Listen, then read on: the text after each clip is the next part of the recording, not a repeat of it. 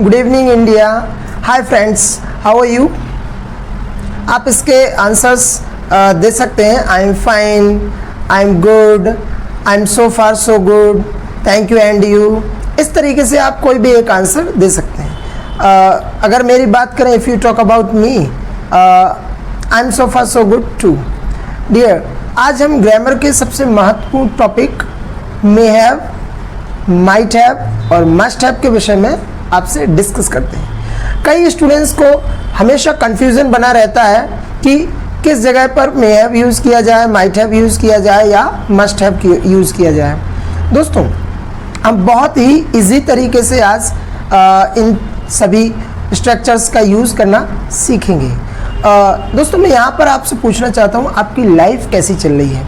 How is your life going on? और आप अगर बताना चाहते हैं कि आपकी लाइफ डे बाय डे बहुत बेहतर होती जा रही है, तो आप इसको बोल सकते हैं it's getting along fine day by day. तो यहाँ पर अगर मैं कहना चाहूँ कि आज मेरी गाना गाने की इच्छा है, और इच्छा को व्यक्त करने के लिए हम want to का यूज़ करते हैं, ये ऑलरेडी प्रीवियस क्लासेस में हम सीख चुके हैं। और अगर मुझे बोलना है कि मेरी गाना गाने की इच्छा है, तो मैं इसको बोल सकता हूँ आई want to sing a song। और दोस्तों, want to को मिलाकर हम एडवांस इंग्लिश में wanna बोलते हैं।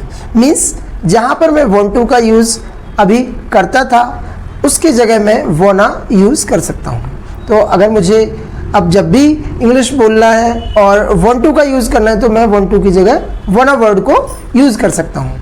और दोस्तों, अगर जैसे मुझे ये कहना है कि आज मेरी आइसक्रीम खाने की इच्छा है, तो आइसक्रीम खाने को बोलते हैं टेक आइसक्रीम। और अगर मुझे इंग्लिश में बोलना है कि मेरी आइसक्रीम खाने की इच्छा है, तो वेरी सिंपल तरीके से मैं बोल सकता हूँ आई। अब want to की जगह मैं क्या बोलूँगा? wanna। आई wanna टेक आइसक्रीम। दोस्तों, wanna का यूज़ कहाँ पर करना है, ये कंडीशन आपको सीखना बहुत ज़रूरी है। अगर मैं ये बात कहूँ कि मेरे भाई की इच्छा है, उसको गाना गाना है, और अगर मुझे इसको इंग्लिश में बोलना है, तो मैं कैसे बोलूँगा? My brother. अब माय ब्रदर मैंने यहाँ पर यूज़ किया है, तो ये माय ब्रदर क्या है? Third person. और थर्ड पर्सन के लिए हम एक्शन के साथ एस या ई एस फॉलो करते हैं। तो यहाँ पर मैं बोलूँगा my brother wants to sing a song. दोस्तों, अब मैं अपने ब्रदर के बारे में बात कर रहा हूँ कि उसको गाना गाने की इच्छा है। वॉन्ट में मैंने अभी एस का यूज़ किया है, और जब हम वॉन्ट के साथ एस या ई एस का यूज़ करते हैं, या उसमें आईएनजी का यूज़ करते हैं, या वांटेड का यूज़ करते हैं, या वांट में कोई भी परिवर्तन करते हैं, तो फिर याद रखिएगा, उसकी जगह हम wanna वर्ड यूज़ नहीं कर सकते हैं। wanna वर्ड हम कहाँ यूज़ करेंगे? जब want और to केवल क्लियर होंगे, उस टाइम पर हम want to को wanna बोल सकते हैं। दोस्तों, लेकिन want to की जगह wanna वर्ड बोलना एक इनफॉर्मल वे है किसी से वार्तालाप करने का। लेकिन स्पोकन इंग्लिश में, डे टू डे लाइफ में, कॉन्वर्सेशन में, ग्रुप में डिस्कस करते हुए आप wanna वर्ड का यूज़ कर सकते हैं। लेकिन बात करें जब हम फॉर्मल वे की, प्रोफेशनल इंग्लिश की, स्टैंडर्ड इंग्लिश की और लिटरेचर इंग्लिश की, तो डियर, वहाँ पर हम want to की जगह wanna वर्ड यूज़ नहीं कर सकते हैं। जैसे कभी हम फॉर्मल लेटर लिखते हैं, एप्लीकेशन लिखते हैं, या ज्वाइनिंग लेटर लिखते हैं, तो उस टाइम पर हम want to की जगह wanna वर्ड का यूज़ नहीं करते हैं। क्यों? क्योंकि वो एक फॉर्मल वे है, और फॉर्मल वे में, प्रोफेशनल लाइफ में हम want to की जगह wanna को यूज़ नहीं कर सकते हैं। कई लोगों को ये चीज़ नहीं मालूम होती है, लेकिन वो wanna का यूज़ करते चले जाते हैं। वो ये सोचते हैं कि एडवांस इंग्लिश में हम I am very good at English, तो मैं wanna वर्ड का यूज़ करूँ, बहुत स्टाइलिश हूँ, मैं एडवांस इंग्लिश को यूज़ कर रहा हूँ, मैं दूसरों से बहुत अच्छा हूँ। तो ऐसा कुछ भी फील नहीं करना है आपको। आपको इंग्लिश बोलने के साथ साथ अपनी फॉर्मल इंग्लिश और फॉर्मल वर्ड्स और सही ग्रामर का ध्यान रखना है, क्योंकि भाषा जितनी आपकी फॉर्मल होगी, उतना अच्छा कम्युनिकेशन होगा, उतने अच्छे आप कम्युनिकेटर बनेंगे। तो वोना का यूज़ कहाँ करना है ये मैं आपको बता चुका हूँ। अगर मुझे कहना है कि दोस्तों मेरी अभी सोने की इच्छा हो रही है, मुझे बहुत नींद आ रही है, तो यहाँ पर मैं कह सकता हूँ आई वाना स्लीप। दोस्तों ये मैंने इनफॉर्मल वे में बोला है कि मुझे नींद आ रही है, मुझे सोना है, मेरी सोने की इच्छा है। लेकिन अगर मैं फॉर्मल वे में बोलूँ कि मुझे सोना है, तो यहाँ पर फिर मैं वाना वर्ड का यूज़ नहीं कर सकता हूँ। आई want to sleep, फिर मुझे want to का यूज़ करना होगा। तो कहाँ हमें wanna वर्ड यूज़ करना है और कहाँ want to, ये आपको सीखना बहुत ज़रूरी है। और इसको कैसे यूज़ करना है ये आप सीख चुके हैं, तो प्लीज़ आगे से आप इसी तरीके को फॉलो करें, आपकी इंग्लिश और बेहतर होगी।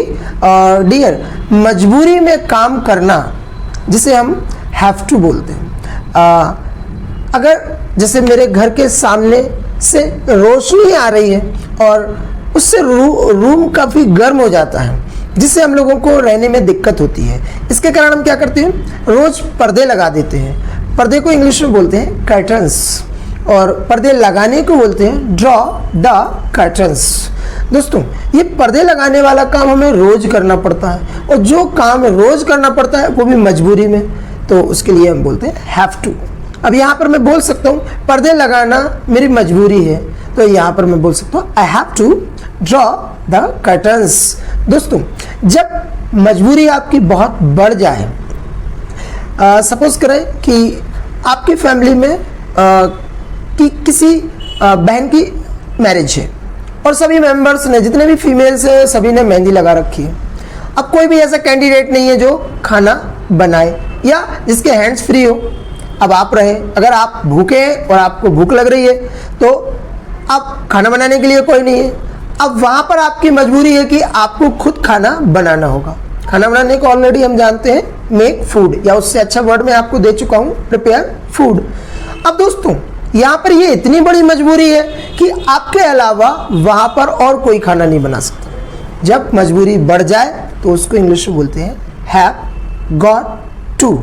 मतलब मेरा कहने का, कोई मजबूरी जो बहुत बड़ी हो उसके लिए हम यूज़ करते हैं हैव गॉट टू। अब यहाँ पर मुझे खुद खाना बनाना पड़ेगा, मजबूरी है खाना बनाना, तो यहाँ पर मैं बोल सकता हूँ I have got to prepare food. दोस्तों मेरे पापा, मेरे भाई और मैं, हम लोग 3 मेंबर्स हैं घर में जो जॉब करते हैं। लेकिन अभी कोरोना के कारण पापा की जॉब छूट गई, बड़े भाई की जॉब छूट गई। 4 महीने से हमने किराया नहीं दिया।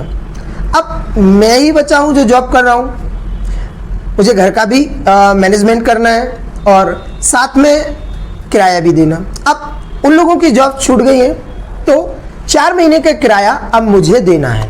दोस्तों मेरे लिए ये बहुत बड़ी मजबूरी है, तो यहाँ पर मैं बोल सकता हूँ आई हैव गॉट टू पे द रेंट।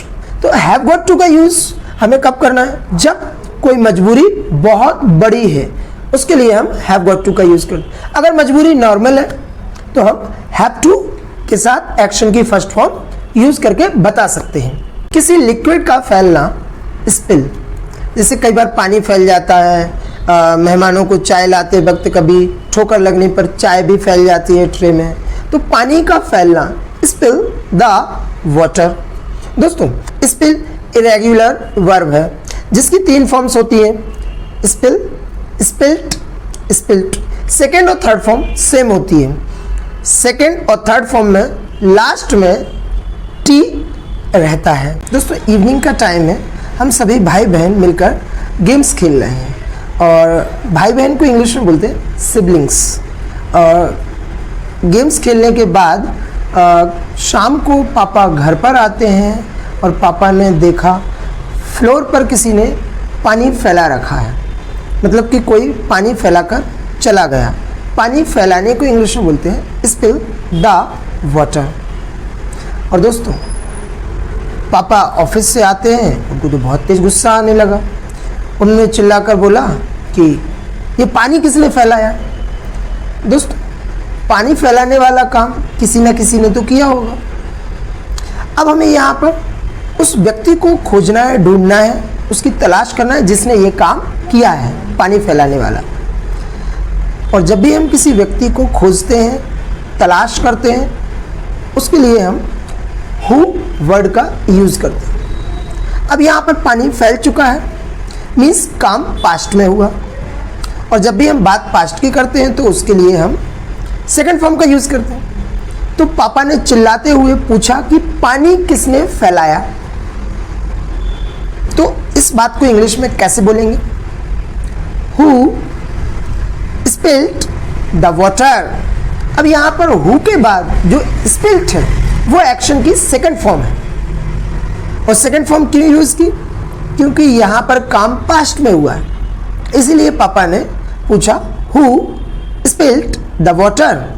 दोस्तों, मुझे बुलाया गया तो मैं गया और मैंने बोला कि मैंने तो नहीं फैलाया पानी, तो मैंने आंसर दे दिया, well I didn't spill the water. अब यहाँ पर मैंने स्पिल एक्शन की फर्स्ट फॉर्म यूज की। क्यों? क्योंकि डिड नॉट के साथ हम हमेशा एक्शन की फर्स्ट फॉर्म यूज करते हैं। तो मैंने पापा को साफ साफ बोल दिया, well I didn't spill the water. तो पापा फिर ये पूछने लगे कि आपने नहीं फैला, तो ये पानी फैलाने वाला काम किया किसने आखिर? अब दोस्तों, जब घर में इस तरीके की कोई कंडीशन बनती है, सिचुएशन बनती है, तो हम ये चेक करते हैं, ये जज करते हैं कि घर में लापरवाह कौन है, केयरलेस कौन है, ऐसा काम करने वाला कौन है। जैसे मान लेते हैं मेरे छोटे भाई का नाम चिंटू, और हमारा पूरा डाउट जाता है कि ऐसा काम चिंटू ने किया होगा। देखिए, हम 100% नहीं कह सकते हैं कि चिंटू ने पानी फैलाया। अगर ऐसा बोला जाए कि चिंटू ने पानी फैलाया तो हम साफ साफ बोल सकते हैं चिंटू स्पिल्ड द वाटर, लेकिन हमने किसी ने देखा ही नहीं कि पानी फैलाने वाला काम चिंटू ने किया। तो हम यहाँ पर एक ऑब्जर्वेशन लगाते हैं कि शायद पानी फैलाने वाला काम चिंटू ने किया होगा। अब दोस्तों, पास्ट में किसी काम को करने की पॉसिबिलिटी शो करना या व्यक्त करना, उसके लिए हम मे हैव का यूज करते हैं। तो यहाँ पर हम बोल सकते हैं I think Chintu may have spilled the water. अब ये पॉसिबिलिटी शो कर रहा है कि ऐसा काम चिंटू ने किया होगा। दोस्तों, अगर हमें ये बोलना है कि ये काम चिंटू ने नहीं, शायद मम्मी ने किया होगा, तो अगर बात मम्मी की करें तो कोई विश्वास नहीं करेगा, क्योंकि पानी फैलाने वाला काम मम्मी नहीं कर सकती है। लेकिन ये भी हो सकता है कि मम्मी कपड़े धोने आई हो या गीले कपड़े लेकर निकली हो तो पानी फैल गया हो, या बकेट से पानी यहाँ से वहाँ ले जाते वक्त भी फैल गया हो, तो ये भी हो सकता है। लेकिन हमें मम्मी पर डाउट कम ही है। पास्ट में किसी काम को करने की पॉसिबिलिटी बहुत कम शो करना हो तो उसके लिए हम माइट हैव का यूज़ करते हैं। तो यहाँ पर हम बोल सकते हैं I think mummy might have spilled the water. अब यहाँ पर हमने आपको दो कंडीशंस बताई। पास्ट में पॉसिबिलिटी को शो करने के लिए हम मे हैव और माइट हैव का यूज़ कर सकते हैं। दोस्तों, जब आपको किसी काम को करने की पॉसिबिलिटी 99% शो करना हो पास्ट में, तो आप मस्ट हैव का यूज़ कर सकते हैं। जैसे मुझे उम्मीद है कि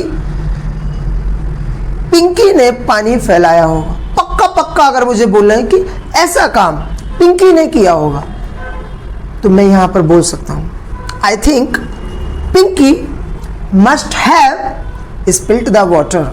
दोस्तों, इन तीनों कंडीशंस में हैव के बाद मैंने एक्शन की थर्ड फॉर्म यूज़ की है, और ग्रामर के अनुसार हैव के साथ थर्ड फॉर्म यूज़ करना कंपलसरी है। अगर हम ऐसा नहीं करते हैं तो I may be wrong, you may be wrong, आप गलत हो सकते हैं, इसलिए हैव के साथ थर्ड फॉर्म यूज़ करना ज़रूरी है।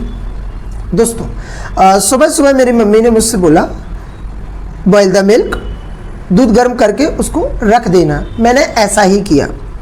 शाम को फिर मम्मी ने मुझे आवाज़ दी कि जो आपने दूध गर्म करके रखा था, चाय बना लो, मेक टी। मैं चाय बनाने के लिए गया, मैंने वहाँ देखा कि दूध बिल्कुल भी नहीं है, मतलब कि जो दूध मैं सुबह रख कर गया था बॉईल करके वो अब वहाँ पर नहीं है। थोड़ा बहुत दूध साइड में फैला हुआ था। तो फिर मैंने मम्मी को बुलाया, मम्मी की दूध तो है ही नहीं। तो मम्मी ने फिर देखा, फिर मम्मी ने सभी लोगों को बुलाया, हम चारों भाई बहनों को, और फिर मम्मी ने डांटते हुए पूछा, एक बात बताओ, दूध किसने पिया? दूध पीने को इंग्लिश में बोलते टेक मिल्क। अब यहाँ पर दूध पीने वाला काम किसने किया? अब दूध तो पी लिया, अब पीने वाला काम खत्म हो गया, तो बात पास्ट की है। तो मम्मी ने डांटते हुए, चिल्लाते हुए, गुस्से में पूछा, हु टुक मिल्क? दोस्तों फिर बात वही आती है कि मैं तो बहुत क्लियर स्टूडेंट हूँ और कैंडिडेट, तो मैंने तो मम्मी को साफ साफ बोल दिया कि भाई मैंने तो नहीं पिया। Well I didn't take milk. लेकिन पूरा शक, डाउट चिंटू पर जाता। तो फिर मैंने ये बोला कि मम्मी शायद चिंटू ने पिया होगा। तो फिर मैंने बोला, well I didn't take milk but I think. अब यहाँ पर दोस्तों मैं नाम तो चिंटू का बता रहा हूँ, लेकिन मैं यहाँ पर पॉसिबिलिटी ये शो कर रहा हूँ कि शायद चिंटू ने दूध पिया होगा। अब यहाँ पर मैं 60 to 70% बता रहा हूँ कि ऐसा काम चिंटू ने किया होगा। तो 60 to 70% जब आपको पॉसिबिलिटी पास्ट में शो करना हो तो उसके लिए मे हैव का यूज़ करते हैं। तो यहाँ पर मैं बोल सकता हूँ, I think Chintu may have taken milk. और अगर हमें ये लगता है कि ये काम चिंटू ने नहीं किया, किसी और ने किया, जैसे मैं अगर बात करूं बड़ी दीदी की, कि एल्डर सिस्टर ने शायद दूध पिया होगा, लेकिन बड़ी दीदी पर डाउट करना थोड़ा अजीब फील होता है कि बड़े लोग भी चोरी छुपे दूध पिएंगे, ऐसा काम करेंगे। लेकिन फिर भी 1% तो डाउट होता ही है। तो अगर मुझे ये बोलना है कि 20 to 30% मुझे बड़ी दीदी पर डाउट है कि इन्होंने मिल्क पिया हो, और जब हमें पास्ट में पॉसिबिलिटी शो करना हो और वो भी 20 to 30%, तो हम यहाँ पर मे हैव की जगह माइट हैव का यूज़ करके पॉसिबिलिटी शो कर सकते हैं। तो यहाँ पर मैं बोल सकता हूँ, I think Elder sister might have taken milk. दोस्तों लेकिन अगर मुझे डाउट पिंकी पर कि मेरी छोटी बहन पिंकी है, जब चिंटू ने मिल्क नहीं पिया, बड़ी दीदी ने नहीं पिया, तो अब मुझे पक्का पक्का डाउट हुआ कि पिंकी ने ही दूध पिया होगा। भाई 3 सदस्य हो चुके हैं, मैं, मेरा भाई, बड़ी दीदी, इन तीनों में से किसी ने नहीं पिया, तो फिर ये पिंकी ही बची जिसने दूध पिया होगा शायद। अब यहाँ पर 99% डाउट पिंकी पर जाता है, और जब भी पास्ट में पॉसिबिलिटी के लिए हमें 99% शो करना हो तो उसके लिए हम मस्ट हैव का यूज़ करते हैं। तो यहाँ पर मैं बोल सकता हूँ, I think Pinky must have taken milk. किसी चीज़ को तोड़ना, ब्रेक, ये भी एक इरेगुलर वर्ब है। इसकी तीनों फॉर्म्स अलग अलग होती हैं, ब्रेक, ब्रोक, ब्रोकन। दोस्तों अभी सुबह सुबह हम लोग घूमने निकले और शाम को जब लौट कर आए तो मेरे पापा ने देखा कि खिड़की का कांच टूटा हुआ है। किसी चीज़ को तोड़ना, ब्रेक, और कांच को तोड़ना, ब्रेक द ग्लास। और खिड़की में जो कांच लगे हुए होते हैं उसको बोलते हैं विंडो पेन।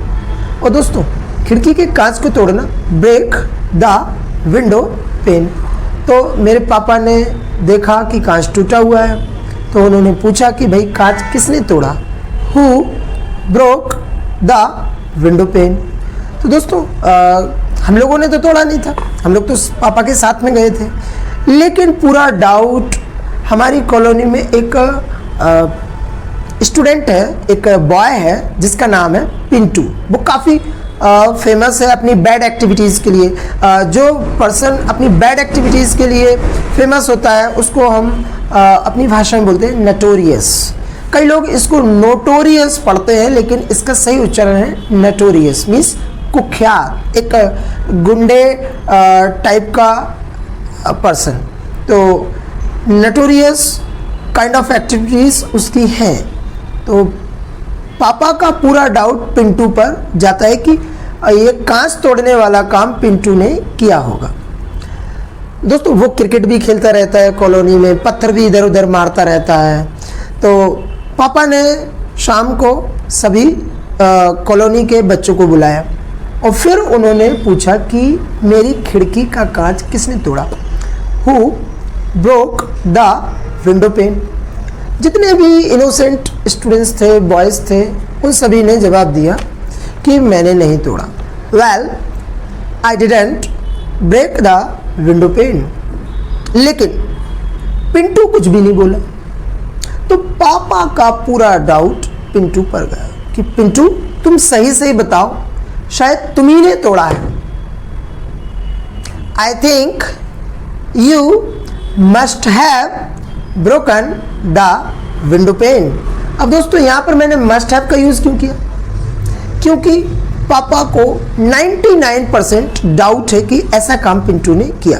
और जब भी हमें पास्ट में पॉसिबिलिटी को शो करना हो ज़्यादा से ज़्यादा या 99%, हम मस्ट हैव का यूज़ करते हैं। दोस्तों पास्ट में पॉसिबिलिटी को शो करने के लिए हम 3 कंडीशंस फॉलो करते हैं। जब हमें किसी काम को करने की पॉसिबिलिटी बिल्कुल कम बतानी हो, उसके लिए हम माइट हैव का यूज़ करते हैं। जब पॉसिबिलिटी थोड़ी ज़्यादा बतानी हो तो उस टाइम पर हम मे हैव का यूज़ करते हैं। लेकिन पास्ट में पॉसिबिलिटी बहुत अधिक शो करना हो, बताना हो, तो उसके लिए हम मस्ट हैव का यूज़ करते हैं। और इन तीनों के साथ हम एक्शन की थर्ड फॉर्म का यूज़ करते हैं। Thank you so much for watching this video.